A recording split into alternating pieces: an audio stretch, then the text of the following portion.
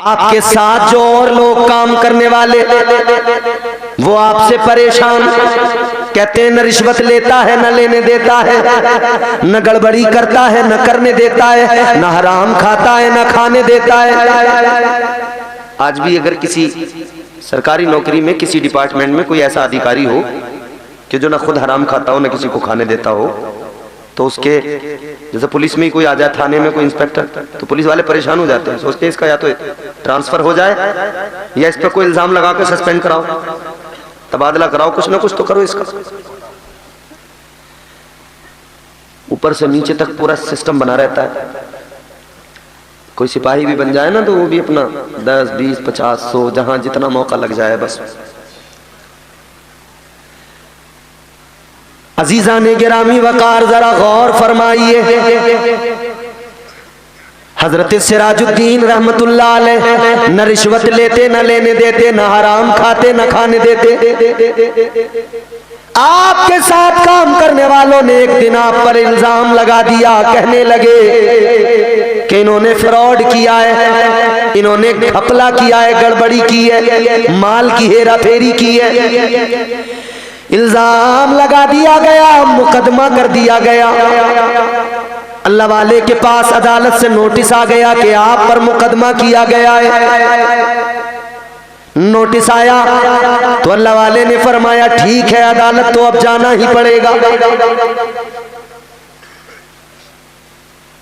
अंग्रेजों का दौरे हुकूमत 250 साल से ऊपर वक्त हो गया, मतलब उसको शुरू हुए 200 साल तो उन्होंने हुकूमत ही की है ना, 75 साल से पहले सब हो गए। तो उस वक्त ये गाड़ियां, इतनी सवारियां, इतना नहीं था, सब बहुत अमीर लोग, बड़े बड़े उनके पास गाड़ी वगैरह, वरना लोग उस वक्त भी घोड़े घोड़ियों पे सफर करते थे। हजरत सिराजुद्दीन रहमतुल्लाह अलैह के पास में एक घोड़ी, उसी पर सवारी किया करते थे।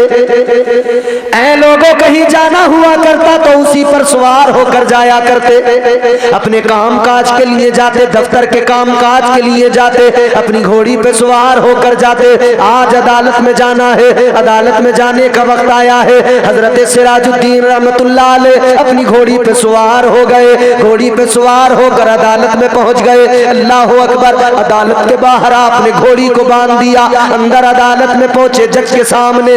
जज ने जब हजरत से मालूम किया कि आप पर मुकदमा किया गया है, आप पर इल्जाम लगाया गया है, आपने गड़बड़ी की है, आपने घोटाला किया है, अल्लाह वाले ने फरमाया ये बेबुनियाद है, झूठ है। जज ने कहा अगर ये झूठ है तो साबित करो। अदालत में सबूत देने होते, गवाह पेश करने होते। कहने लगा अगर ये झूठ है तो साबित करो, गवाह लाओ, सबूत पेश करो। अब आप सुनेंगे हैरान हो जाएंगे। हजरत सिराजुद्दीन रहमतुल्लाह अलैह ने फरमाया इस बात को साबित करने के लिए उन लोगों को तो जाहिर है नहीं ला सकता जिन्होंने खुद इल्जाम लगाया, साथ में काम करने वाले, मगर हाँ मैं साबित तो करूंगा। फरमाने लगे मेरी बेगुनाही का सबूत आज अदालत में कोई इंसान नहीं देगा, फरमाते मेरी बेगुनाही का सबूत तो मेरी घोड़ी ही दे देगी। सुभान अल्लाह, सुभान अल्लाह। लोग हैरान, जज साहब हैरान, कोई घोड़ी भी भला किसी की बेगुनाही का सबूत दे सकती है? जज भी हैरान। जज ने कहा भाई अगर बात ऐसी है तो लेके आओ घोड़ी अपनी। आप बाहर आए अदालत के, घोड़ी को खोला, अदालत में अंदर लेके गए। अंदर लेके पहुंचे तो आपने घोड़ी वहां पे, जज ने कहा बताइए कैसे आप साबित करेंगे? अल्लाह वाले ने फरमाया एक काम करो जज साहब, किसी एक आदमी को भेजो, किसी के खेत से चोरी से चारा काट कर ले आए। अल्लाह। खेतों से चोरी से चारा काटने वाले भी कई लोग बड़े एक्सपर्ट होते हैं, शाम के वक्त में निकलते हैं वो। सही फरमाया। अब सर्दियों का मौसम आ रहा, कोहरे का फायदा पूरा उठाएंगे, शाम में जल्दी कोहरा आएगा। सही फरमाया। तेरे मेरे बरसिंग पे भैंसे पाल दी, तेरी मेरी चरी काट काट के टाइम निकाल दिया। शाम को काम से वापस आए, उठाया दरात, चल दिए। अरे कि अब कौन देख रहा है, सब अपना दिन में काम काज करके चले गए घर, जिसका जहां मौका लग जाए वहीं काट लो। ये असल में हम लोग आदी जो हो गए ना, तो अपने जानवरों को भी वैसे ही खिलाने लगे लाके, बच्चों को भी वैसे ही खिलाने लगे लाके, आदी हो गए ना मुझको। अल्लाह वाले ने फरमाया किसी को भेजो, कोई जाए किसी के खेत से चोरी से चारा काट के लाए, इजाजत न ले। जज साहब ने एक आदमी भेजा, वो गया भैया किसी के खेत में से बगैर इजाजत के चोरी से काट के ले आया। अल्लाह वाले ने फरमाया ये चारा मेरी घोड़ी के आगे डाल दो। चारा जब घोड़ी के आगे डाला गया, जानवर तो चारा खा लिया करता है, लेकिन घोड़ी ने मुंह फेर लिया, दूसरी तरफ हट गई। सारे लोग देखकर हैरान हो गए कि अल्लाह वाले की घोड़ी चोरी का चारा आ गया तो इसने मुंह फेर लिया। अब वहां अदालत में कुछ गैर मुस्लिम भी थे, वकील थे। उन्होंने देखा कि भैया, अच्छा किसी की भैंस ने कभी मना किया कि चोरी को बरसेंगे मैं नहीं खाऊंगी, मने नहीं करेगी, हमारी भैंस है ना। अल्लाह वाले की घोड़ी पीछे हट गई, नहीं खाया।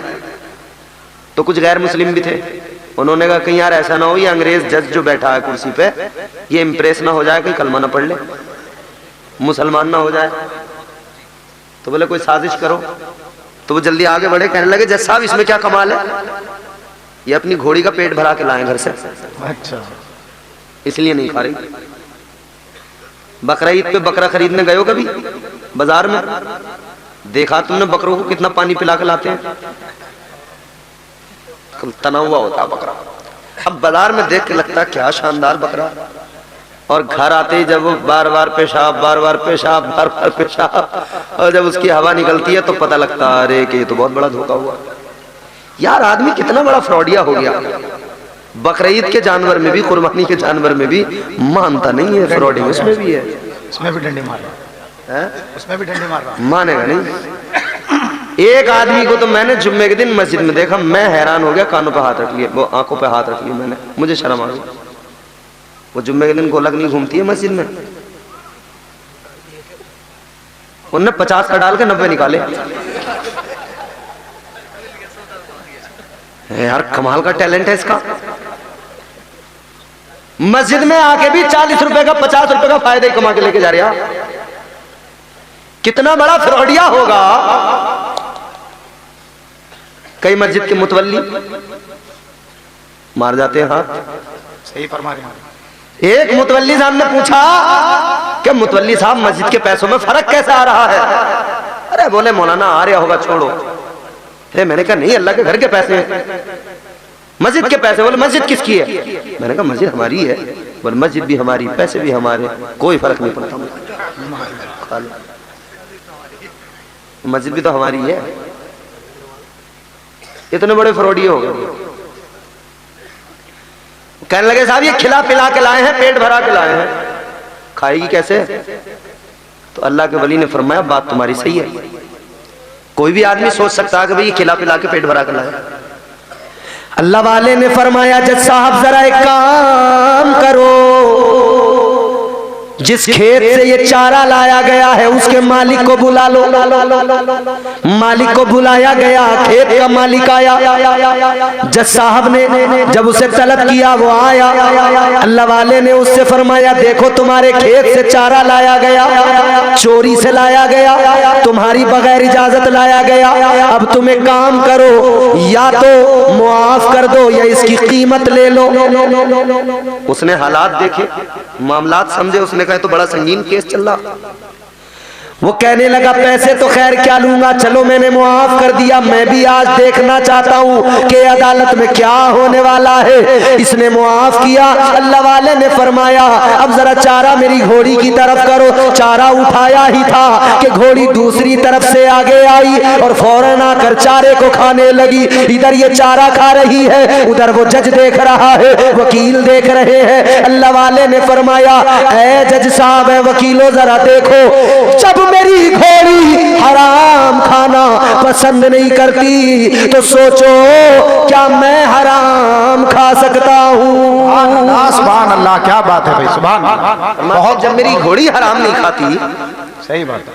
तो अल्लाह वालों की सोहबत तो ये थी कि उनके साथ रहने वाले जानवर भी हराम खाना बंद कर दिया करते। अल्लाह बेशक। और हमारी सोहबत में तो अगर कोई नेक आदमी भी आ जाए तो उसका भी खतरा लगा रहता है हमें कि कहीं ये ना बिगड़ जाए अच्छा भला आदमी। सही फरमाया। तुम देखते नहीं हो, कहते नहीं है कि बुरों की सोहबत में मत बैठो। क्यों? सोहबत का असर आता है। अल्लाह ताला ने कुरान मजीद में फरमाया, फला तक़ुद बअद ज़िक्रा मअल क़ौमि ज़ालिमीन। अल्लाह का कुरान कहता है और याद आ जाने के बाद जालिमों की महफिलों में मत बैठो, क्योंकि सोहबत का असर आएगा। सोहबत बहुत असर डालती है। लोहार जो भट्टी जलाता है जिसमें लोहे को गर्म करता है, आप लोहार से दोस्ती कर लो, रोजाना उसके पास जाके बैठने लगो, उसकी भट्टी से उड़ने वाले वो आग के बारीक बारीक जर्रात जिन्हें आप अपनी जबान में चैके कहते हो, वो आएंगे आपके दामन में सुराख जरूर करेंगे, क्योंकि आप उसकी सोहबत में बैठने लगे हो। जुआरियों में बैठने वाला क्या सीखेगा? जुआ ही सीखेगा। शराबियों में बैठने वाला किसी न किसी दिन वो शराबियों से मना ही लेते हैं कि ले तो घूंट पी ले, भले पी ले, टेंशन खत्म हो जाती है इससे। ये नए नए बच्चे दिल्ली मुंबई काम करने जाते हैं ना, कोई सिलाई का कर रहा है, कोई कढ़ाई का कर रहा है, कोई काम कर रहा है, कोई कर रहा है, तो वहां माँ बाप तो है नहीं, यार दोस्त अपने ला रहे हैं बियर लेके आ रहे हैं, बोले पी लो कुछ नहीं होता, इससे सेहत अच्छी बनती है। बोले अरे नहीं यार ये गंदी चीज, अरे गंदी बता रहे, फलों का जूस है, फलों का जूस। तो शराब किस चीज की बनती है फिर? फलों के जूस की तो बनती है, गन्ने के रस की, फलों के जूस की, इन्हीं चीजों की तो शराब बनती है। फलों का जूस कहकर तुम जान नहीं बचा सकते, और शराबों के नाम बदलकर वो ऐसा नहीं है कि पाक हो जाएंगी। शराब शराब है। कहने का मतलब ये जो जिसकी सोहबत में बैठेगा वो वैसा ही सीखेगा। हम अपने बच्चों को रोकते हैं कि बुरों की सोहबत में मत बैठो। बेशक बेशक। गालियां देने वालों की सोहबत में मत बैठो। किस लिए? कि जैसी सोहबत में बैठोगे वैसा सीखोगे। बेशक बेशक। याद रखना अज़ीज़ाने गिरामी वकार, बुरों की सोहबत से बचो, जालिमों की सोहबत से बचो, हराम खाने वालों की सोहबत से बचो। मगर यहाँ तो हालात ये, कोई अगर दौलतमंद है, मालदार है, भले ही उसके पास हराम की दौलत है, लोग इंप्रेस होते हैं, कहते हैं हमारे गांव में पैसा तो इसने कमाया, तरक्की तो इसने करी। सही फरमाया। चाहे वो चोरियां करता है, डकैतियां करता है, माले हराम से बचो। ऐसे लोगों से इंप्रेस होने की जरूरत नहीं जो हराम की दौलत जमा करते हैं। ऐ लोगों, गरीब भले क्यों ना हो कोई, लेकिन अगर वो माले हराम खाता, माले हलाल खाता है, हलाल रोजी तलाश करता है, हलाल रिज़्क़ अपने बच्चों को खिलाता है, वो लायक़े तहसीन है, उसकी इज्जत किया करो, उससे मोहब्बत से बात किया करो।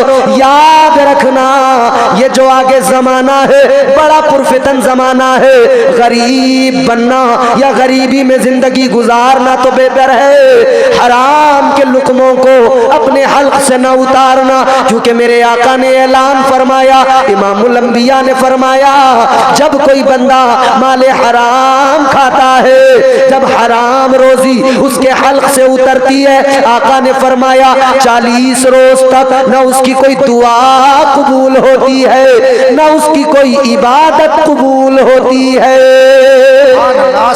बेशक सही फरमा रहे हैं। 40 रोज तक न दुआ कबूल होती है न इबादत। क्यों? क्योंकि उसने हराम का लुक़मा खा लिया।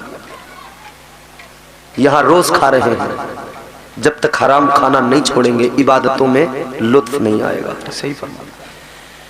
याद रखना, फरमाया गया इबादतों में लुत्फ नहीं आएगा, ज़ौक़ बेदार नहीं होगा। तो पहली चीज हराम खाना बंदा छोड़ दे, नफ्स पाक होगा। मजीद आगे फरमाया, तुम कामयाब होना चाहते हो, कामयाबी यही नहीं जो तुम सिर्फ दौलत को कामयाब होना समझते हो कि दौलत कमा ली, जिसने अपनी जिंदगी में नेक आमाल कर लिए वो बंदा कामयाब है। बेशक बेशक। कुरान मजीद में अल्लाह ताला ने मिजाज दिया, फरमाया वल अस्र इन्नल इंसान लफी खुस्र इल्लल्लज़ीना आमनू व अमिलुस सालिहात।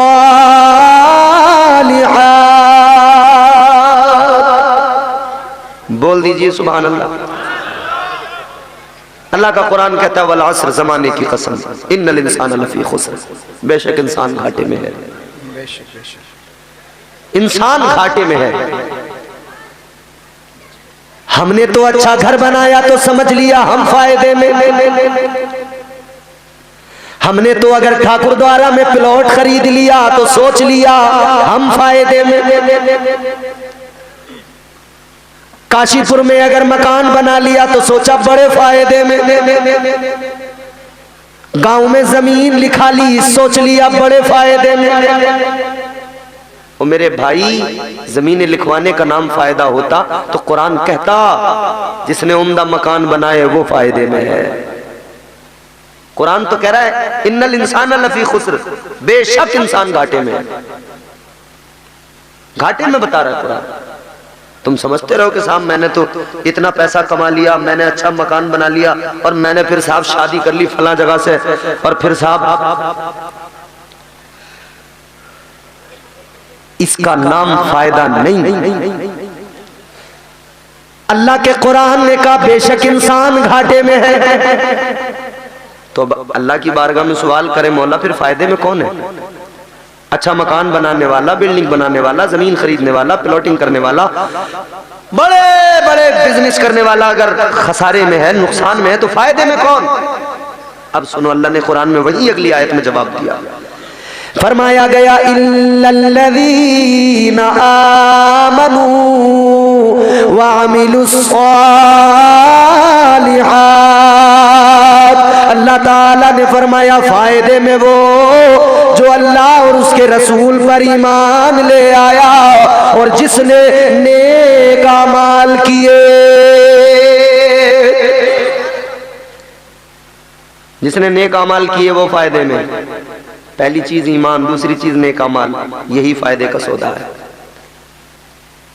करते रहो दावा, अगर नेक अमाल नहीं तो नुकसान में हो, खसारे में हो।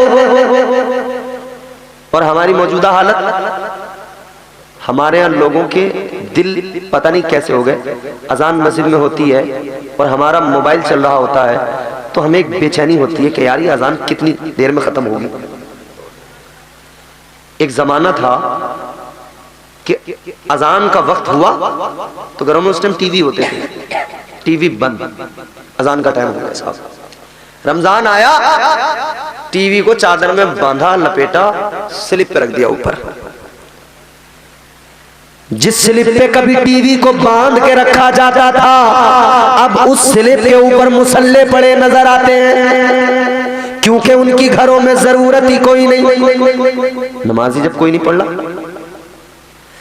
मर्द तो मर्द, औरतों का हाल अल्लाह रहम फरमाए। औरतों ने सोच लिया मर्दों पे है नमाज, हम पे नहीं। मर्दों ने सोच लिया बुढ़ों पे है, हम पे नहीं। बुढ़ों ने सोच लिया मौलवियों पे है, हम पे नहीं। ऐसा ही तो है।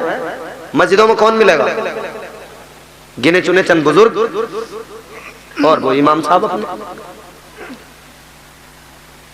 मस्जिदों में ये हाल के नमाजी नहीं। और हमारी कौम की हालत यह, तुमने माफ करना, बकरी वाली चाल है हमारी। कौन सी? बोलो, अरे बोल दो, डर क्यों रहे हो? बकरी कभी बाजार में लेकर गए हो? बाजार छोड़िए, कभी अपने घर से कहीं खेत में रस्सी पकड़ लिया आपने, आगे लेके चलते हैं तो वो क्या करती है? बोलो, तजुर्बा है आपका। वही ब्रेक लगा देगी जैसे गाड़ी में हैंड ब्रेक नहीं लग जाता है, अब पीछे को भागेगी।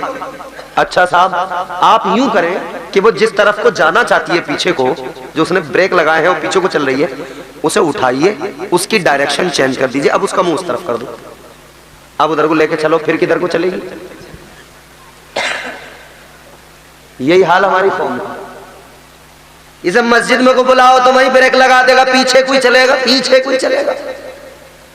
और जब कोरोना काल में डायरेक्शन बदली, घुमा के मुंह की तरफ, मुंह घर की तरफ कर दिया कि ये मस्जिद में नहीं आना, तो फिर पीछे को भाग रहा था, मस्जिद में कोई भाग रहा था, मस्जिद में कोई भाग रहा था। है बकरी वाली चाल, मानता नहीं है। आज घरों में मुसल्ला नहीं मिलता वुजू करने के लिए, लोटा अगर नमाजी मेहमान आए कहे कि मुसल्ला दे दो तो आप ढूंढ रहे हैं, अरे कहां गया मुसल्ला, तो जानमाज थी। कह रहे हाँ थी, तो लल्ला ने ऊपर को फेंक दी टाण पे। ये भी मुसल्ला जानमाज को टाण पे फेंकने की चीज थी। कुरान ताकों में पड़े हैं, कुरानों पर गर्द चढ़ रही है, पढ़ने वाला कोई नहीं। पहले यार क्या दौर था, मकान कच्चे थे, मुसलमान पक्के थे। फजर के वक्त में जब गांव में, शहर में, जिधर भी निकलते थे ना लोग, एक अजीब सी रौनक होती थी मुसलमानों के मोहल्लों में। और आज मुसलमानों के मोहल्लों में फजर के बाद ऐसा हाल होता है, कुत्ते लौट रहे होते हैं रास्तों में, बदरौनकी होती है, क्योंकि मुसलमान घर में पड़ा हुआ सो रहा होता है। एक दौर वो था कि जब रास्तों में निकलो तो कहीं से सूरह यासीन की आवाज आती थी, कहीं से सूरह रहमान की आवाज आती थी, कहीं कोई नौजवान कब्रिस्तान में जाता था अपने माँ बाप की कब्र पर, कहीं कोई अपने घर में बैठकर कुरान की तिलावत करता था। वो भी दौर था। मगर आज क्या जमाना, ये 11 बजे तक उठेगा नहीं, रात को 12-1 बजे तक सोएगा नहीं। और बिलफरज अगर आंख खुली तो सबसे पहला काम क्या होता है?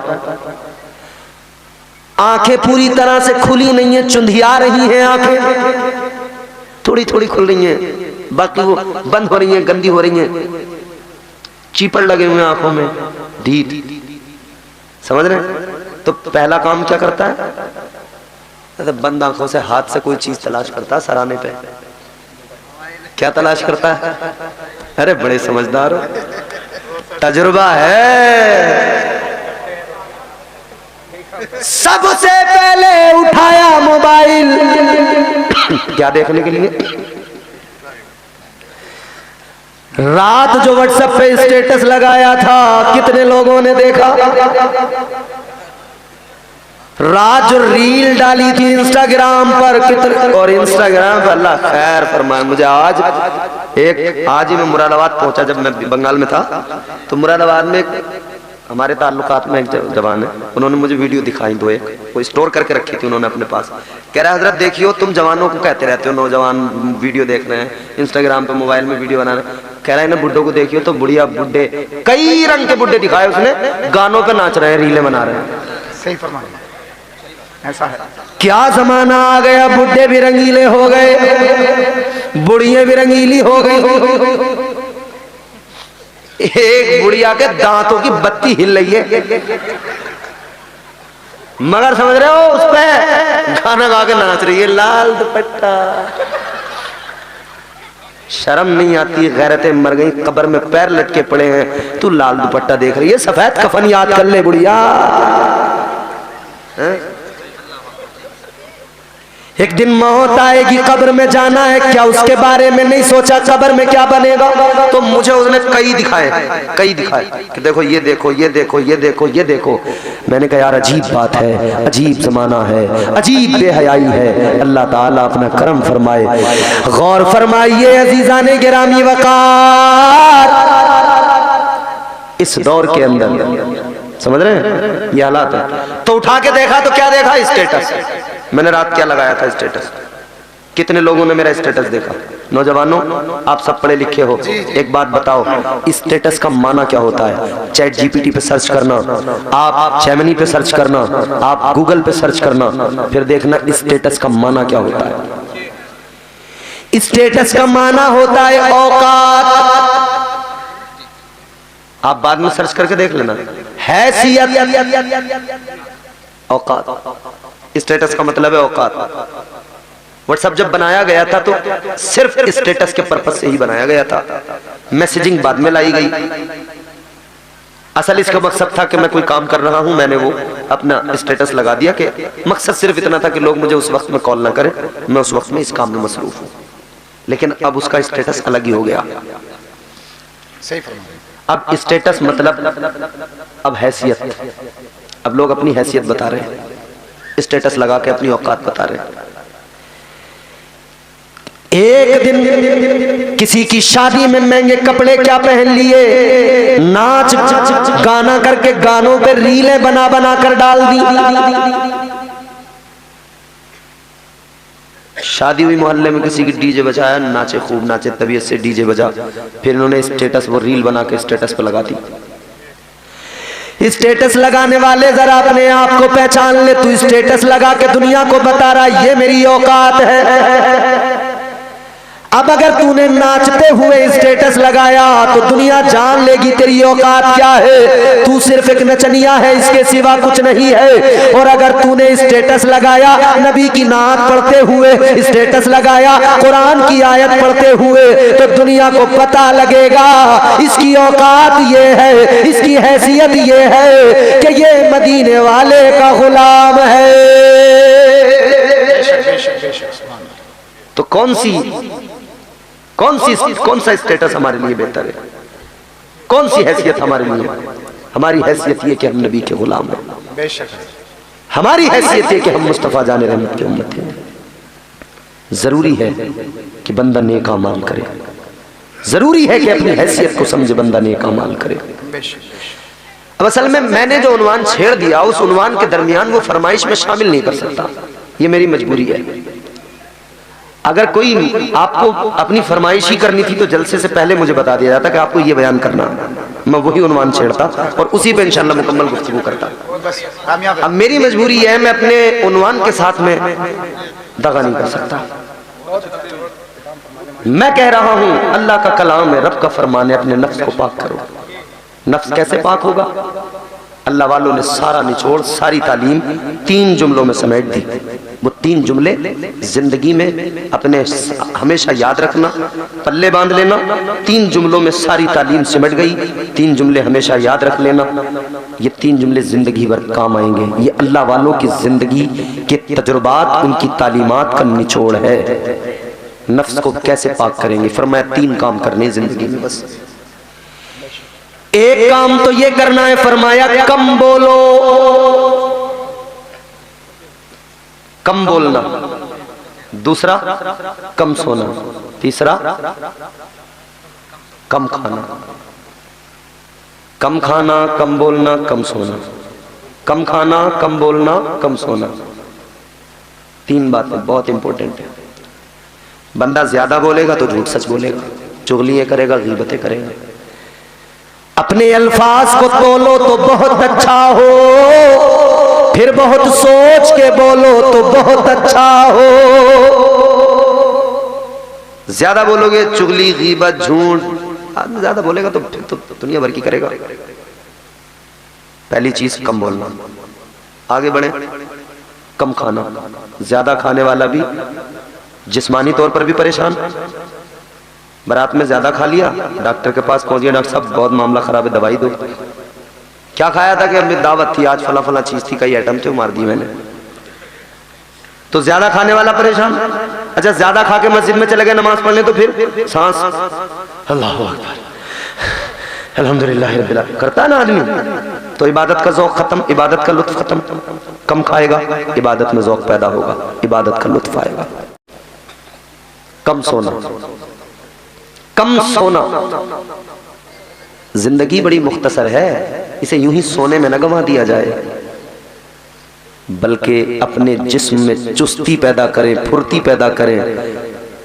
वक्त पर सोएं, वक्त पर उठें, इबादतें करें, फिर हलाल रोजी की तलाश में निकलें। हलाल रोजी की तलाश में निकलें, अपना एक रूटीन सेट करें।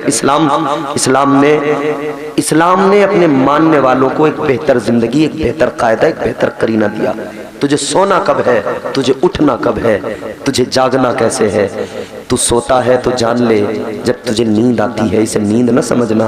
फरमाया गुरूर मत करने लगना, वरना याद रखना किसी ने कहा है तू किसी और से न हारेगा, तू किसी और से न हारेगा, तुझको तेरा गुरूर मारेगा। इंसान का गुरूर से तबाह कर देता है। सिर्फ दौलत हासिल कर लेने को कामयाबी समझने वालों, सिर्फ इक़्तिदार हासिल कर लेने को कामयाबी समझने वालों, याद रखना सिर्फ दौलत का हासिल कर लेना कामयाबी नहीं, अच्छा बंगला बना लेना कामयाबी नहीं, जमीनें खरीद लेना कामयाबी नहीं। तो कामयाबी क्या है? आओ कुरान से मालूम करो। पहले कुरान सुनिए। कुरान मिजाज देता है, फिक्र देता है। कुरान सुने, पढ़ें। और एक बात और सुन लो मेरी, हम लोग जो आज बुराइयों के और गुनाहों के दलदल में फंसे हैं, जानते हो वजह क्या है? हमने कुरान पढ़ना भी छोड़ दिया, कुरान समझना भी छोड़ दिया। नाते मुस्तफा सल्लल्लाहु अलैहि वसल्लम पढ़ना हजरत हसन बिन साबित की सुन्नत भी है। मेरे नबी पसंद फरमाते थे, खुश होते थे, ये हमारे लिए इबादत भी है।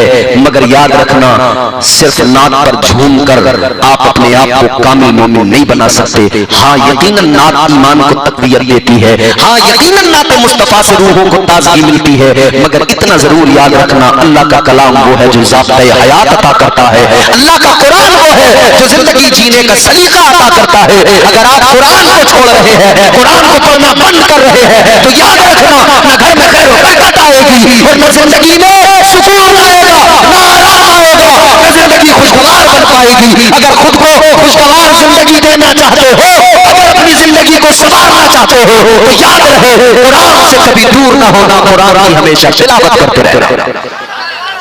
कुरान को पढ़िए, सुनिए, अल्लाह का कलाम क्या फरमाया परवरदिगार ने। अब मैं कुरान सुनाता हूं, जरा आप दिल लगा के बोले सुभान अल्लाह, और जोर से बोले सुभान अल्लाह। परवरदिगारे आलम खालिक़े कायनात रब्बे लम यज़ल व ला यज़ाल ने कुरान पाक में एक मुकम्मल सूरह मुबारका छोटी सी नाज़िल फरमाई। और अल्लाह ने उस सूरह मुबारका का आगाज़ एक कसम से किया। अल्लाह ने फरमाया वल अस्र, ज़माने की कसम। किसकी कसम? बोलो बोलो, ज़माने की कसम। एक बात बताओ मुझे, कोटरा के बाशऊर मुसलमानों, हम अपनी बात करें, कसम कब खाते हैं लोग? जब कोई यकीन न करता हो तो यकीन दिलाने के लिए। मिसाल के तौर पर कहीं चोरी हुई, किसी का नाम आ गया, वो कहता है मैंने चोरी नहीं की, लोग यकीन नहीं कर रहे, तो फिर क्या कहते हैं? फिर वो कहता है भाई मैं कसम खाने को तैयार हूं मैंने चोरी, मतलब यकीन दिलाने के लिए, ये बताने के लिए कि मैं सच्चा हूं। ये तो मामला इंसानों का हो गया। ताजदार मदीना वाली कायनात मुस्तफा जाने रहमत के गुलामों, मामला ये इंसानों का हो गया। जब कोई झूठा समझे तो अपने आप को सच्चा बताने के लिए लोग कसमें खाते हैं। ये तो बंदों का मामला, इंसानों का मामला।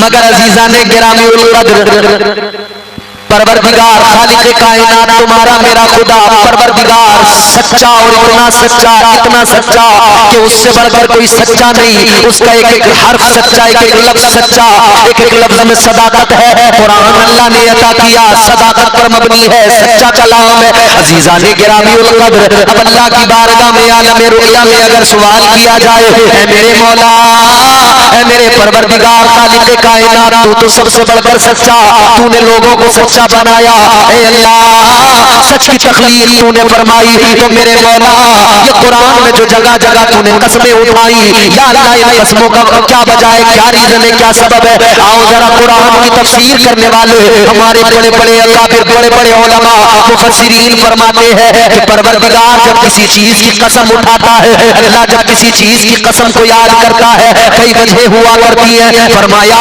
एक वजह ये होती है कि अल्लाह ताला उस चीज की अहमियत को बयान करता है। जिस चीज की अल्लाह कसम उठाए गोया उस चीज की अहमियत को बयान किया जा रहा है, समझाया जा रहा है। ये कितनी अहम चीज है कि अल्लाह ने इसका इंतखाब किया और इसकी कसम को उठाया। अब जरा गौर करना, अल्लाह के कलाम की फसाहत और बलागत को देखो। परवरदिगार आलम ने ज़माने की कसम उठाई।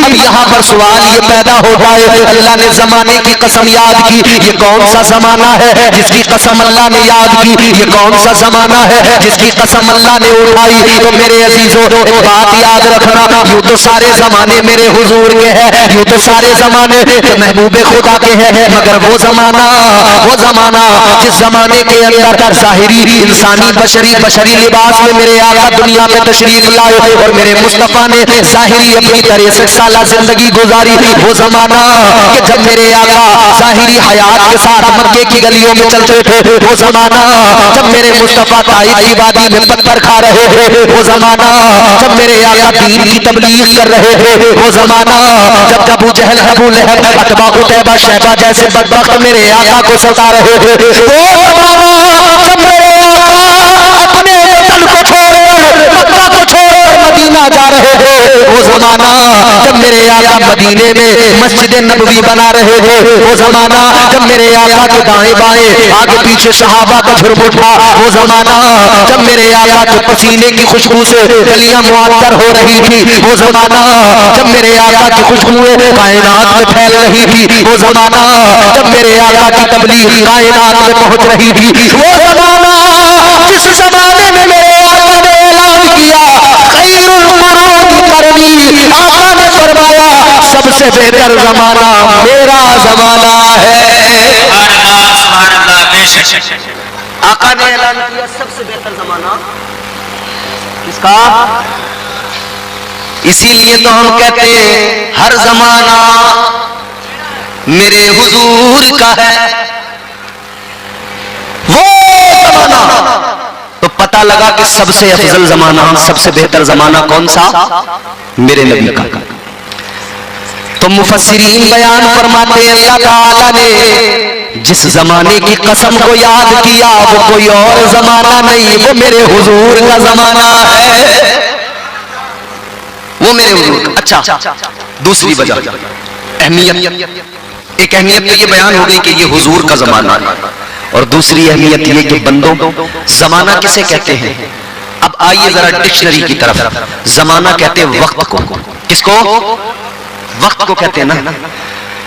तो अल्लाह ताला ने अब जमाने की कसम उठाकर दुनिया को वक्त की अहमियत भी बता दी, वक्त की कीमत भी समझा दी। अब मेरे नौजवानों से मेरी खास गुफ्तगू होने वाली है। वक्त की अहमियत अल्लाह ताला ने बयान की कुरान में। अल्लाह ने वक्त की कसम को याद किया, वक्त की कसम को उठाया। अल्लाह ताला ने वक्त की अहमियत को बयान किया, मगर आज मेरी कौम का नौजवान अपने वक्त को बर्बाद कर रहा है। तूने कुरान पढ़ा होता, समझा होता, तो तू अपने वक्त को हरगिज बर्बाद न करता। ये घंटों घंटों मोबाइल में वीडियो देख कर बंद करके रख दो बेटा, अभी जलसा है। 4 घंटे रील्स, इंस्टाग्राम, फेसबुक, व्हाट्सएप पे एक दूसरे से है यार वीडियो भेजो ना, वीडियो भेजो। एक एक को शेयर कर रहे हैं, शेयर। किसी को जरा सी कोई वीडियो देखकर हंसी आ गई ना, फौरन अपने 10 दोस्तों को अरे वीडियो देखो यार कितनी मजे की है, कितनी हंसी आ रही है। उन्होंने जैसे देखा उन्होंने आगे शेयर कर दी, शेयर पे शेयर, शेयर पे शेयर। अबे कहां गई अकल? गधे हो गए क्या? ये गाली गलोच और बदतमीजी और बेहयाई की हंसी मजाक इन वीडियो को तुम शेयर कर रहे हो। कितना अच्छा होता इनको शेयर करने में, तो तुम्हें गुनाह मिलेगा। खुद भी गाली सुनी, दूसरे को भी सुनाई, खुद भी बेहयाई की बात सुनी, दूसरे को भी उसमें शामिल किया। इसमें क्या मिलेगा? बोलो, गुनाह। क्या मिलेगा? जोर से बोलो। ऐ मेरे नौजवान, अगर तुझे वीडियो शेयर करना था तो तू ये गाली गलौज, कॉमेडी, बेहयाई, डांस, नाच गाने की वीडियो शेयर ना करता। अगर तुझे वीडियो शेयर करने का शौक है तो चल शेयर कर, तू भी सूरह यासीन की तिलावत सुन ले और उस वीडियो को आगे अपने दोस्त को भी शेयर कर दे, वो भी सुनेगा, तुझे भेजने का सवाब भी मिलेगा और उसे सुनने का सवाब भी अल्लाह अता फरमाएगा। मुस्तफा की नातें सुनकर उन्हें आगे शेयर किया। भाई ये चैनल वाले जो बैठे हैं वीडियोस बना रहे हैं, मैं उन सब बातों पे कलाम नहीं करूंगा, बिल्कुल वो हमारे बड़े उलमा इख्तिलाफी बातें जो भी हैं वीडियो के हवाले से, मगर मैं एक बात अर्ज करना चाहता हूं। ये यहाँ वीडियो शूट कर रहे हैं, आपके जलसे में वीडियो बना रहे हैं, क्या रिकॉर्ड कर रहे हैं? ये नौजवान हैं जितने ये वीडियो बनाने यहाँ बैठे हैं, नौजवान है ना? ये वही नौजवान है तुम्हारी हमारी तरह, बिल्कुल हम सब की तरह नौजवान हैं। जैसे नौजवान आज वीडियो गंदी बना रहे हैं, गाली गलौज की बना रहे हैं, नाच गानों की बना रहे हैं, मगर अल्लाह का शुक्र है ऐसे दौर के अंदर 4 लोग नाच गाने गाली गलौज की वीडियो बना रहे हैं। ये कम अज कम आका की हदीसों की वीडियो, कुरान की आयतों की वीडियो, मुस्तफा की नातों की वीडियो बनाकर खुद अपने चैनलों पर अपलोड करके सारी दुनिया में फैला रहे हैं। तो अगर तुम्हें वीडियो में ज्यादा ही इंटरेस्ट है, बाबू हल्का सा डिले और रखना, तुमने कम कर दिया, बहुत अच्छा माइक है तुम्हारा, थोड़ा सा वॉल्यूम बढ़ा के रखो जहां तक सीटी ना मारे, हल्का सा डिले बढ़ा के रखो, बहुत अच्छा माइक है, अल्लाह बरकतें अता फरमाए। अगर तुम्हें देखना तो अपना वक्त यहां बर्बाद ना करो, समझ रहे? मेरे बच्चों, मेरे भाइयों, मेरे दोस्तों, कुछ मेरी उम्र के हो, कुछ मुझसे बड़े हो, कुछ मुझसे छोटे हो, ये बात मेरी बात अपने दिल पे लिख लो। कुरान वक्त की अहमियत सिखा रहा है, समझा रहा है। वक्त की बात होती है मेरे अजीजों, मैंने बिल्कुल अभी अर्ज किया था, ताकत जवानी ज्यादा देर तक नहीं रहती।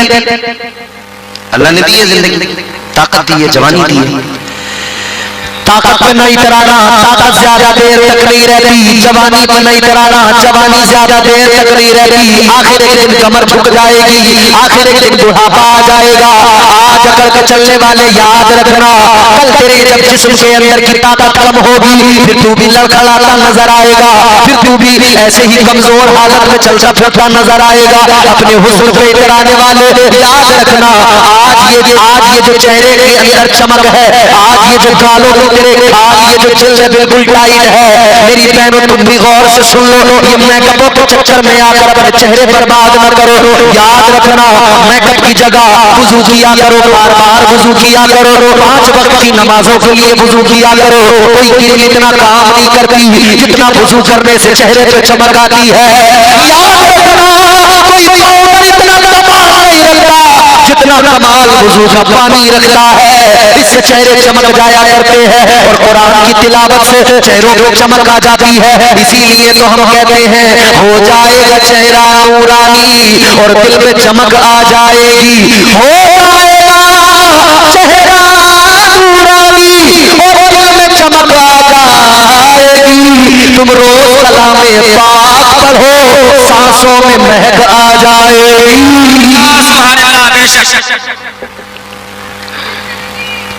ये जिल्द फिर जब उम्र बढ़ेगी तो इस पे झुर्रियां पड़ने लगेगी, फिर कोई पाउडर काम नहीं करेगा, कोई क्रीम काम नहीं करेगी, कोई सीरम काम नहीं करेगा, कुछ नहीं। ये आज जो पहले तो औरतें मेकअप करती थी, अब तो अल्लाह रहम करे मर्दों को देखो, उनका भी मेकअप का बॉक्स तैयार है।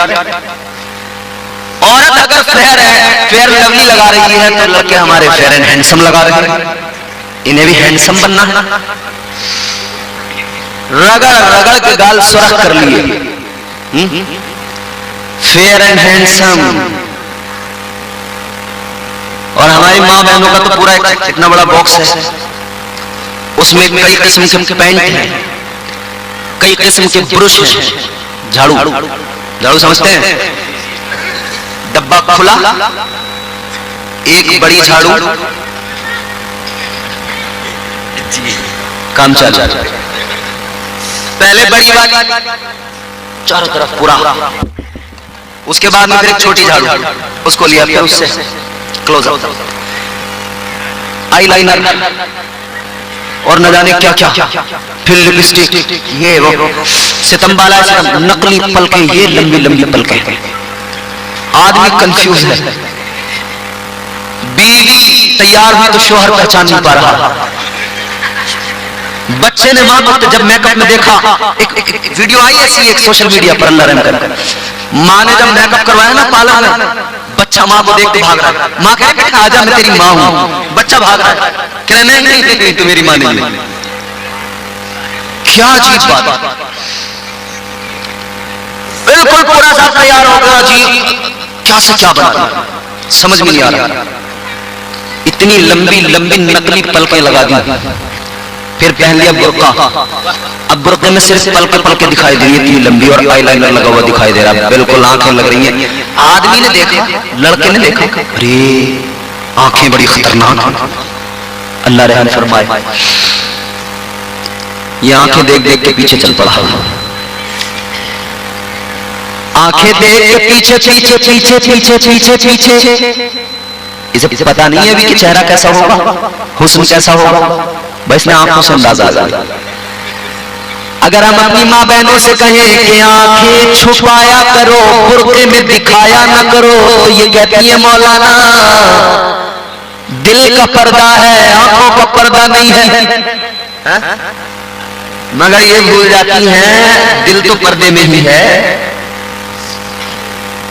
आंखें हैं तेरी जो दिखाई दे रही हैं, आंखें खता करती हैं ना, आंखें खता करती हैं, फिर दिल बिगड़ता है, दिल तो तेरा पर्दे में है। आंखें जो तेरी खता कर रही हैं, इसको संभाल, वरना हाल यह है कि नौजवान ने एक औरत को देखा बुर्का पहने हुए है, मगर उसकी आंखें उसे देख के लगा कि ओहो क्या कहने, पीछे पीछे पीछे पीछे पीछे पीछे पीछे पीछे चल दिया। औरत जब घर पहुंची, इसने दरवाजे के सुराख से देखा, जब बुर्का उसने उतारा तो पता लगा जिसकी आंखों के चक्कर में घर तक आ गया, वो पोती का बुर्का पहन कर गादी बाजार गई थी। सुभान अल्लाह।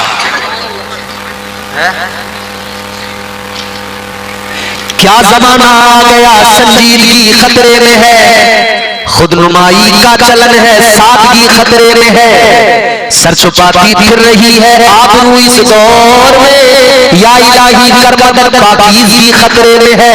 जब से कमजरबों की आमद में कदे में हो गई, रो रहे हैं जामो मीना में कशी खतरे में है। याद रखना मेरे अजीजों, मैं अर्ज कर रहा था, आज जवानी है, उसमें है ताकत है, नाज न करो, घमंड न करो, अल्लाह का शुक्र अदा करो। और शुक्र कैसे? शुक्र अदा करने का मतलब हमारे लोगों ने समझ लिया बस जबान से कह दो या अल्लाह तेरा शुक्र, हो गया। सिर्फ जबान से इतना कह लेना काफी नहीं, या अल्लाह तेरा शुक्र है, इतना कहने से शुक्र अदा नहीं होता, बल्कि अल्लाह का शुक्र तब अदा होता है। सूफिया फरमाते हैं अल्लाह ने हाथ दिए, हाथ भी अल्लाह का शुक्र अदा करे, पैर दिए, पैर भी अल्लाह का शुक्र अदा करे, आंखें दी, आंखें भी अल्लाह का शुक्र अदा करे, अल्लाह ने पेशानी दी, ये भी अल्लाह का शुक्र अदा करे, अल्लाह ने दिल दिया, ये भी अल्लाह का शुक्र अदा करे। आप कहेंगे मौलाना ये कैसे होगा? तो सुनिए मेरे अजीजों, हाथ अल्लाह ने दिए, ये अल्लाह का शुक्र कैसे अदा करे? इन हाथों से गरीबों की मदद करता जा, इन हाथों से कमजोरों को सहारे देता जा, ये अल्लाह का शुक्र अदा होगा, ये अल्लाह का शुक्र अदा ही होगा। अल्लाह ने पैर दिए, इन पैरों को जुए खाने की तरफ मत लेकर जा, शराब खाने के अड्डे पे लेकर न जा, इन पैरों से चलकर जा तो मस्जिद की तरफ जा, इन पैरों से चलकर जा तो मदरसे की तरफ जा, इन पैरों से चलकर जा तो किसी की मदद करने के लिए जा, इन पैरों से चलकर जा तो माँ बाप को देखने, माँ बाप की खिदमत करने के लिए आगे बढ़। ये पैर तेरे अल्लाह का शुक्र अदा करेंगे। ये पैरों से चलकर जा तो मस्जिद में जा, अल्लाह ने जबान दी, इस जबान से अल्लाह का शुक्र अदा कर, अल्लाह ताला की पाकी बयान कर, उसके जिक्र में लग जा, अल्लाह ताला की तस्बीह बयान कर, हमको सना कर परवरदिगार की, ये जबान से शुक्र अदा करना। अल्लाह ने पेशानी दी, अल्लाह ने नाक दी, इस नाक और पेशानी को जमीन पे रख दे, और जमीन पे रख के कह दे सुब्हान रब्बियल आला। अल्लाह ने सर दिया है इसलिए दिया, इसे कहीं और मत झुकाना। मस्जिद में आके या अपने घर में मुसल्ला बिछा के अपने परवरदिगार की बारगाह में अपने सर को झुकाना, ये अल्लाह का शुक्र अदा करना। मगर जबान से कहा अल्लाह का बड़ा शुक्र है और खत्म। अल्लाह का शुक्र अदा किया एक तरफ, और एक तरफ किसी की जमीन मार ली। एक तरफ मुंह से कहा अल्लाह का बड़ा शुक्र है, मुंह से कहा अल्लाह तेरा बड़ा शुक्र है, अल्लाह का शुक्र है। जबान से तो इतना कहा, दूसरी तरफ गरीब के पैसे मार लिए, किसी से कर्ज लिया, रो रो के लिया, बड़ा परेशान हूँ, बड़ी मुसीबत में हूँ, बहुत बहुत दिक्कत में हूँ साहब, बस मुझे कर्ज हसना के तौर पर कुछ पैसे दे दो। पैसे मांग लिए, अच्छी बात है, इस्लाम में है, अगर किसी को जरूरत है और अल्लाह ने तुम्हें दिया है तो आप उसकी जरूरत पूरी करें। मगर आजकल कर्ज मांगने वालों का सिस्टम भी ऐसा हो गया, मांगेंगे जरूरत में, रो रो के मांग लेंगे और लेने के बाद में फोन उठाने बंद कर देंगे। एक महीना कहकर लेंगे, एक साल तक तो आपसे बात ही नहीं करेंगे, रास्ते में आपको देखेंगे रास्ता बदल डालेंगे। और आप जब उनसे मांगो तो पहले तो कहेंगे हाँ हाँ मैं दूंगा, फिर 2-4 बार कहो हाँ हाँ दूंगा, फिर पता क्या होता है, फिर कहते हैं तेरे पैसे लेके कहीं भाग रहे हैं हम, दे देंगे, हमने तुझसे 5,000 क्या ले लिए, तू तो हमारे पीछे लग गया, हमें परेशान करने लगा रात दिन। भाई वाह, एक तो उसने तुम्हारी मदद की, हेल्प की, ऊपर तुम उसे आंखें दिखाने लगे। याद रखना, कभी ऐसा न करना जिससे कर्ज लिया है उसका वक्त पे लौटाना, जो वादा कर लिया वादा निभाना। मेरे हुजूर ने सिखाया है उम्मत को वादा निभाना। वक्त की अहमियत की बात कर रहे हैं ना। आपने अगर 1 महीने का किसी से टाइम मांग लिया कि 1 महीने में तेरा कर्ज लौटाएंगे, अब वक्त की अहमियत को समझ ले, तूने वादा कर लिया है, अब तेरी जिम्मेदारी है कि तू उस वक्त पे उसका पैसा लौटाए। अगर ज्यादा दुश्वारी, परेशानी, मजबूरी है तो तुझे चाहिए उसके पास जा, उसके पास जाकर कह दे मेरे भाई बड़ी कोशिशें की मगर इंतजाम नहीं कर पाया, थोड़ी सी मुझे मोहलत और दे दो। ये तो हो गया तरीका। मगर मोटरसाइकिल नहीं निकाल ली और मामू के पैसे थे वो देने को तैयार नहीं है। मोबाइल नया ले लिया, दोस्त के 10,000 रुपए थे वो दिए नहीं, तो ये तेरा उज़्र नहीं माना जाएगा। अपने काम बराबर करता जा रहा है, जिसका कर्ज है उसका देने को तैयार नहीं। याद रखना, अगर किसी का पैसा ले लिया, उस पैसे को बतौर कर्ज लिया और नहीं लौटाया, और अगर उसी हालत में तुझे मौत आ गई, तू दुनिया से चला गया, तो शरीयत कहती है तेरी मिल्कियत से वो कर्ज अदा किया जाए।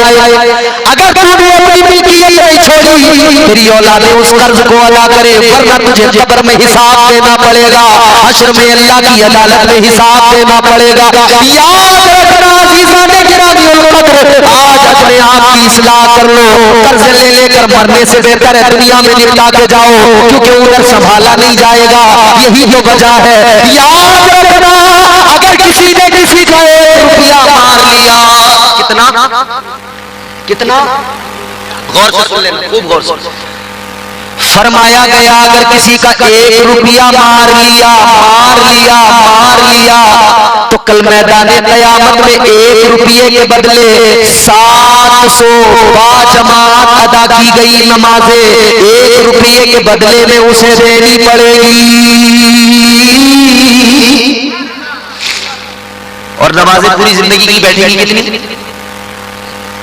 है? क्या नमाजों में हमारे पास जुम्मा टू जुम्मा, बीच में सफा चक, जुमे में भी 2 रकात, और उसका भी भरोसा नहीं कि कबूल हुई कि नहीं हुई। और वहां 1 रुपए के बदले में कितनी नमाजें देनी पड़ेंगी? 700 बाजमात मकबूल नमाजें, वो जो कबूल हो गई। 1 रुपया लेकर के मर गए तो याद रखना इतना लौटाना पड़ेगा। तो आज वक्त अगर किसी का मार लिया है पैसा, अभी लौटा दो, देर न करो। जिंदगी का कोई भरोसा नहीं है, न जाने कब मौत आ जाए। वक्त की कीमत को समझो, वक्त की अहमियत को समझो, क्योंकि याद रखना सुबह मगरूर को वो शाम भी कर देता है, शोहरत छीन के गुमनाम भी कर देता है। वक्त से आंख मिलाने की हिम्मत न करो, वक्त इंसान को नीलाम भी कर देता है। वक्त की बात होती है मियां। वक्त था कभी अनिल अंबानी का, वो मालदार था, मुकेश अंबानी डाउन थे। अब वक्त आया अनिल अंबानी बेकार है, मुकेश अंबानी उरूज पे। कभी किसी का वक्त होता है, कभी किसी का वक्त होता है। भाई एक जमाना था, कांग्रेस का वक्त था भारत में, आजादी के बाद से लेकर बरसों तक कांग्रेस चलाती रही यहाँ पे हुकूमत।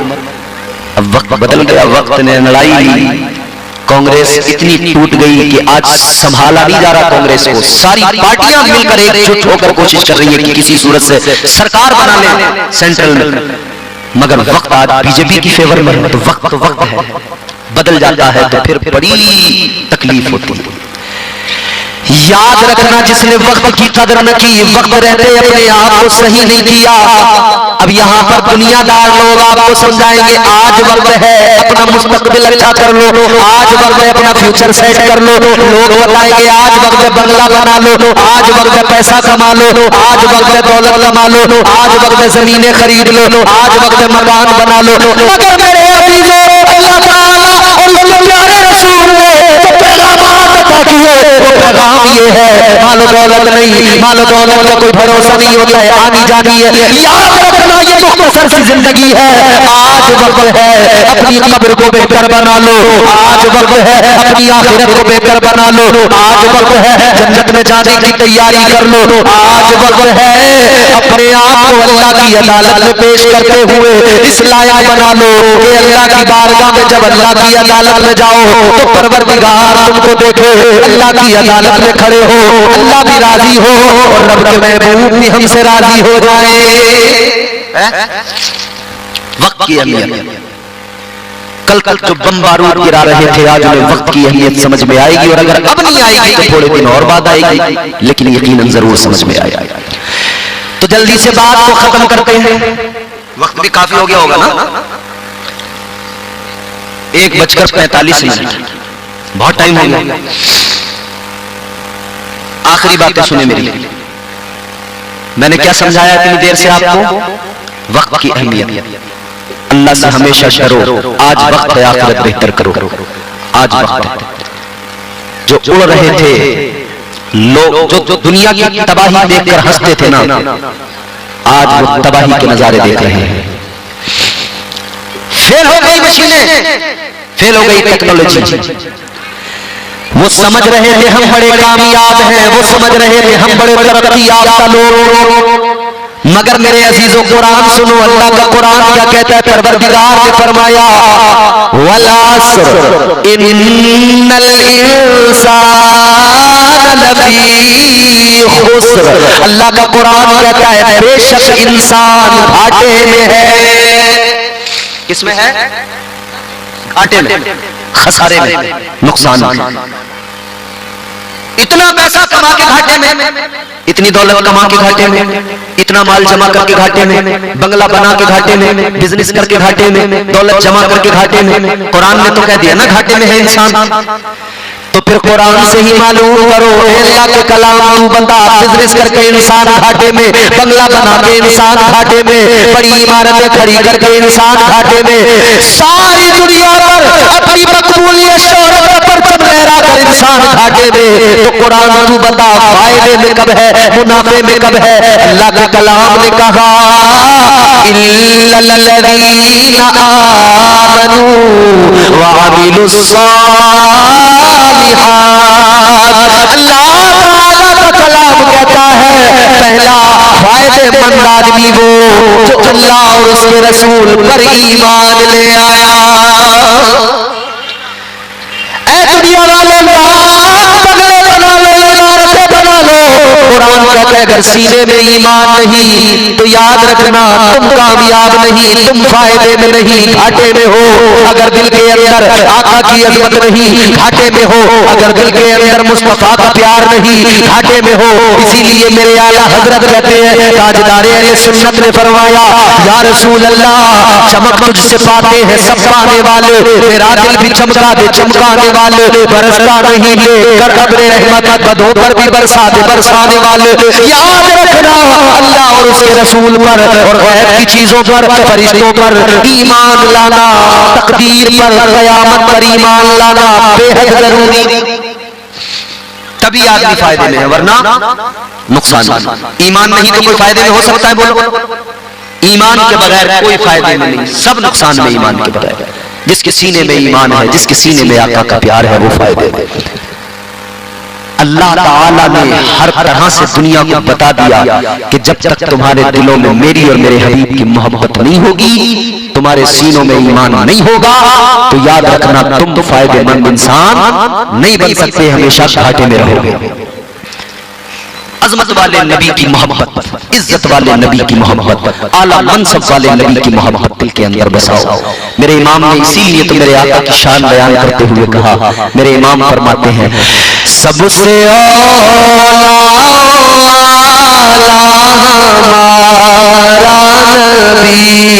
सबसे सबसे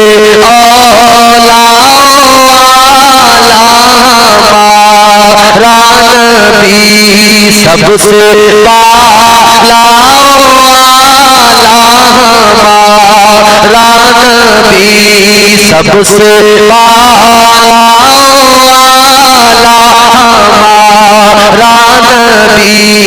सबसे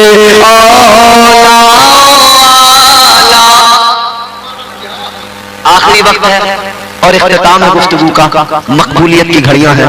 आप हुजूर को पुकारिए, कहिए हमारा नबी इंशाअल्लाह, और इस नीयत के साथ कि हुजूर हमें देख रहे हैं, हुजूर मदीने से सुन रहे हैं। और मैं दुआ करता हूँ आज की रात जो भी अपने आका को पुकारे, या अल्लाह तुझसे हुजूर का रोजा दिखा दे। पढ़ेंगे सबसे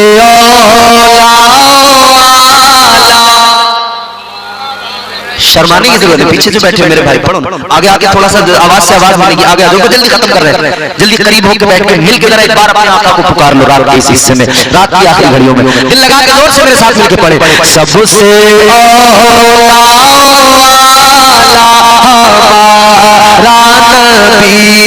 सबसे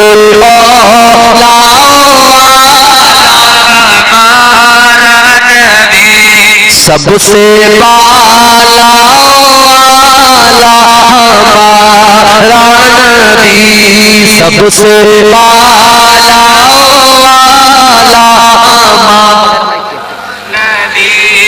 अपने मौला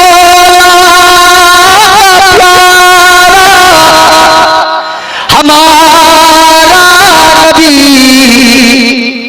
दोनों आलम का दूल्हा हमारा नबी, दोनों आलम हमारा नबी, सबसे औला हमारा नबी, सबसे आला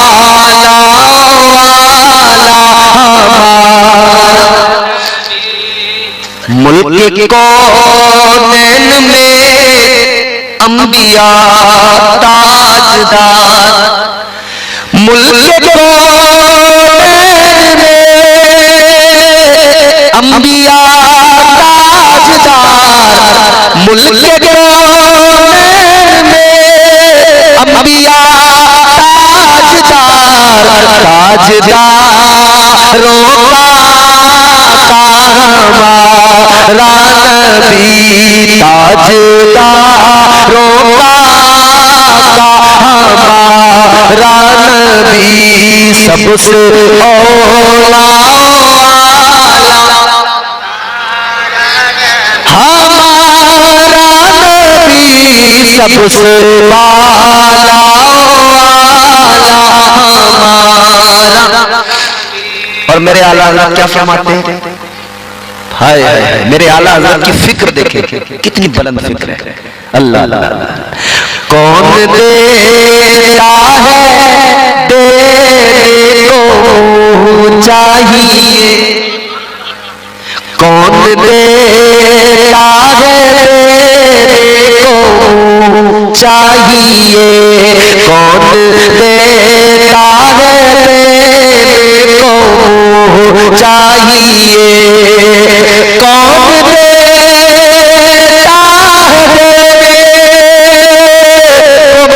वो चाहिए, कौन देता है वो चाहिए, देने वाला है सच्चा हमारा नबी, देने वाला है सच्चा, सबसे औला हमारा नबी, सबसे पाला हमारा नबी, हमज़दों को रज़ा मुज़दा कीजिए हैं, हमज़दों को रज़ा मुज़दा कीजिए हैं, गमज़दों को रज़ा मुज़दा कीजिए हैं, बेकसों का सहारा हमारा नबी, बेकसों का सहारा हमारा नबी, सबसे औला।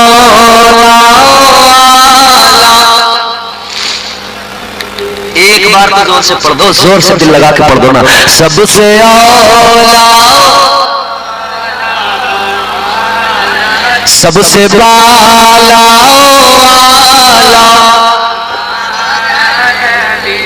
कामयाब कौन, फायदे में कौन, जिसके सीने में ईमान है। दूसरा कामयाब आदमी कुरान कहता है वह अमीलुस्सालिहात, जिसने अच्छे अमल किए, नेक अमल किए, नेक अमल किए, नमाजें पढ़ी, इबादतें की, कुरान पढ़ा, अल्लाह को राजी किया, ज़कात दी, हज किए, साहिब इस्तिताअत होकर गरीबों की मदद की, खैरात सदकात ये सब किए, ये कामयाब आदमी। कुरान ने ज़ाब्ता दिया, कामयाबी दौलत मिल जाने पर बंदा कामयाब नहीं होता, माल मिल जाने पर बंदा कामयाब नहीं होता, महल बनाने पर बंदा कामयाब नहीं होता। कामयाबी क्या है? अल्लाह और उसके रसूल पर बंदा ईमान लाए और अच्छे अमाल करे, नेक अमाल करो, ऐसे अमाल करो जिससे खुशबू आए। कपड़े, इत्र कपड़ों पर लगाने की जरूरत क्या है? ऐसे अमाल करो कि आपके अमाल के सबब आपके अंदर से ईमानी खुशबू आए, रूहानी खुशबू आए। अल्लाह ताला हमारे मुआशरे को बेहतर फरमाए। बड़ी खुशी मुझे हुई कि अल्हम्दुलिल्लाह आपने बड़े ज़ौक़ से जलसा भी सजाया और अब तक बड़े ज़ौक़ से सुना भी, और अल्लाह के घर के लिए आपने अपनी गाड़ी कमाई यहाँ पर पेश की। अल्लाह की बारगाह में दुआ, परवरदिगार आप सबको शादाबाद रखे, अल्लाह आपकी दुनिया और आखिरत को बेहतर फरमाए। अल्लाह ताला जितने लोग यहाँ मौजूद हैं मर्द ज़न, परवरदिगार सबकी नेक जायज़ तमन्नाओं को, आरज़ुओं को पूरा फरमाए, और मैंने जो गुफ्तगू की अल्लाह इसे कबूल फरमाए। अल्लाह ताला की बारगाह में दुआ है परवरदिगार हम सब यहाँ पर ताइब होते हैं, और मेरे साथ आप भी मिलकर कलमा शरीफ पढ़ लीजिए, ला इलाहा इल्लल्लाह मुहम्मद रसूलुल्लाह सल्लल्लाहु अलैहि वसल्लम। अल्लाह इस गुफ्तगू पर पहले मुझे फिर आप सबको अमल की तौफीक अता फरमाए। वमा अलैना इल्लल बलाग। अस्सलामु अलैकुम व रहमतुल्लाह। बात सरकार गौसे आजम की चली है, बात बगदाद वाले पीर की चली है, बात पीराने पीर की चली है। अल्लाहु अकबर। पहले मैं आपको पीराने पीर का जरा मर्तबा बताता हूँ, पीराने पीर की शान बताता हूँ। बगदाद की सरजमीन है, बगदाद की सरजमीन पर मस्जिद के मिंबर पे मेरे गौसे पाक खड़े हैं। मस्जिद के मिंबर पे खड़े होकर सरकार गौसे पाक जुमे का खुतबा दे रहे हैं, जुमे का खुतबा बयान फरमा रहे हैं। ताजदार बगदाद सुल्तानुल औलिया जुमे का खुतबा बयान फरमा रहे हैं। सामने पहली सफ में आपके खलीफा बैठे हैं, आपके खलीफा सामने पहली सफ में बैठे हैं। अल्लाहु अकबर कबीरा। इधर आप खुतबा पढ़ रहे हैं, आप लोग भी मस्जिद में जाते हैं जुमा की नमाज के लिए। जब आप मस्जिद में जाके बैठते हैं, इमाम साहब बयान करते हैं, इमाम साहब खुतबा देते हैं। अक्सर लोगों को खुतबा सुनते हुए, इमाम साहब की तकरीर सुनते हुए नींद आ जाती है। बोलो आती है नहीं? नींद बड़े लोगों को नींद आती है। वजह क्या है? नींद उस वक्त बंदे को आती है जब उसे सुकून मिलता है। आजकल तो लोगों को सुकून नहीं मिल रहा, टैबलेट खा खा के नींद लाने की कोशिश कर रहे हैं। नींद की गोलियां खा खा कर लोग सोने की कोशिशें कर रहे हैं जी, मगर नींद नहीं आ रही है। इधर सुनो, इधर टैबलेट खा खा के नींद नहीं आ रही लोगों को, मगर देखो ये अल्लाह का जिक्र है। मस्जिद में जाकर बैठो, खुदा की कसम सारी इधर की थकान और थकावट के बावजूद भी जब इमाम का खुतबा सुनोगे जुमे के दिन, दिल को ऐसा सुकून मिलेगा कि खुद ब खुद नींद आने लग जाती है। तेरे दामने करम में जिसे नींद आ गई गई है तेरे दामने करम में जिसे नींद आ गई है, जो फना न होगी ऐसी, जो फना न होगी ऐसी, उसे जिंदगी मिली है, जो फना न होगी ऐसी, वो जिंदगी मिली है। सुभान अल्लाह, सुभान अल्लाह। अल्लाह और उसके रसूल का जिक्र सुन के नींद आ जाती है। अक्सर लोग सोते हैं, नींद आ जाती है। हजरत सरकार गौसे आजम के खलीफा सामने पहली सफ में बैठे हैं, खुतबा सुनते हुए जरा सी नींद आई। बोलिए सुभान अल्लाह। जरा सी नींद आई। क्या बात? अख्तर भाई, जब जरा सी नींद आई ना, आंखें बंद हुई और फिर जब आंखें खुली हैं, आंखें खोल के देखा तो क्या देखा, सामने वलियों का वली, पीरों का पीर, सरकारे गौसे आजम यूं हाथ बांध के बाद खड़े हैं। अच्छा, मुरीद के सामने, हाँ, खलीफा के सामने, खलीफा के साथ ताजदार बगदाद, वलियों के वली, वली इब्ने वली, सरकारे गौसे आजम यूं हाथ बांध के खड़े हैं। आंख खोल के मुरीद ने देखा, खलीफा ने देखा, गौसे आजम मेरे सामने बादब हाथ बांध के कहने लगे हुजूर मामला क्या है? अब जुमला सुनोगे तड़प जाओगे। कहने लगे हुजूर मामला क्या है? सरकार गौसे आजम ने फरमाया, है मेरे मुरीद, मेरे खलीफा, ये बता अभी जो तुझे नींद आई तूने क्या देखा? मुरीद कहने लगा हुजूर जरा सी नींद आई, आंख लगी, मैं ख्वाब देखने लगा। कहा क्या देखा? कहने लगे हुजूर मुझे जब नींद आई ख्वाब में मदीने वाले मुस्तफा की जियारत हो गई। लाजवाब, नारे तकबीर। नींद आई, अब जुमला सुनना हमारे उलमा मुझे, नींद आई, ख्वाब देखा। अच्छा अख्तर भाई, रात आपको नींद में कोई ख्वाब नजर आया हो, मुझे पता लगेगा ना, वो मैं ही जानूंगा। ये नौजवान बैठे हैं, आप कोई ख्वाब देखें, अख्तर भाई को पता लगेगा। ख्वाब में आदमी न जाने क्या क्या देख लेता भाई। ख्वाब तो ख्वाब ठहरा, लोग कई बार ख्वाब में MP, MLA, मुख्यमंत्री, प्रधानमंत्री बन जाते हैं। ख्वाब में बन ख्वाब तो ख्वाब ठहरा, और आंख खुली तो देखा कुछ भी नहीं। सही। कई लोग ख्वाब देख रहे हैं कि मैंने 5 करोड़ का बंगला ले लिया, नींद खुली, नौकर आगे पीछे चल रहे हैं, बड़ी सी गाड़ी है, गाड़ी में बैठे, फिर जब आंख खुली तो देखा वही टूटी चारपाई, वही फटा हुआ बिस्तर। ख्वाब तो ख्वाब।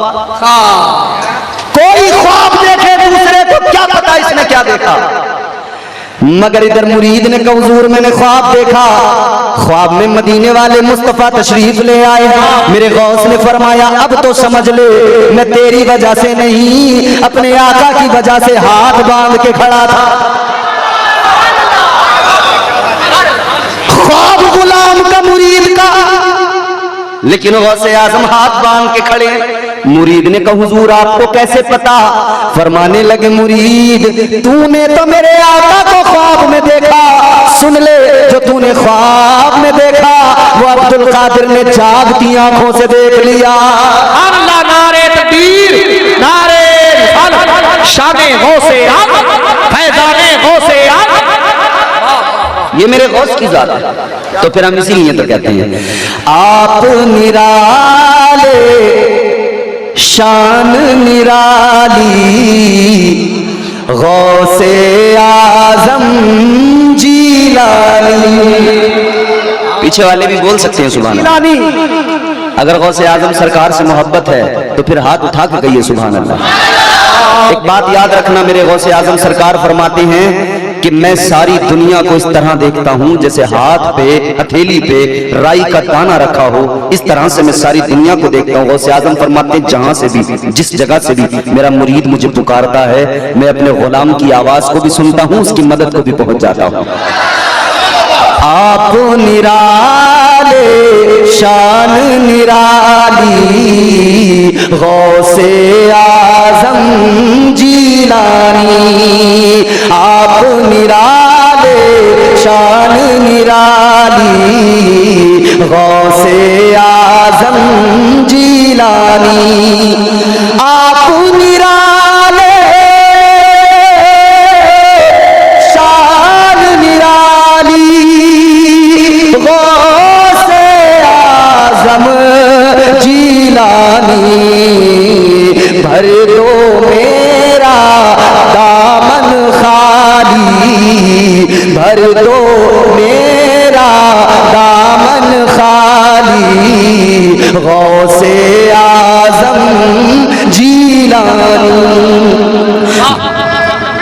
अल्लाहु अकबर या रसूल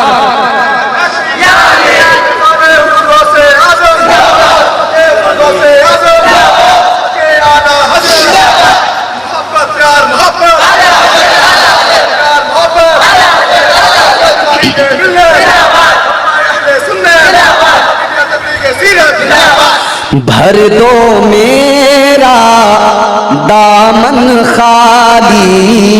इस रात में सब पुकार लोगों से आजम सरकार को और उनसे यूं दामन फैला के भीख मांग लो। भर दो मेरा दामन खाली गौसे आजम जीला। भर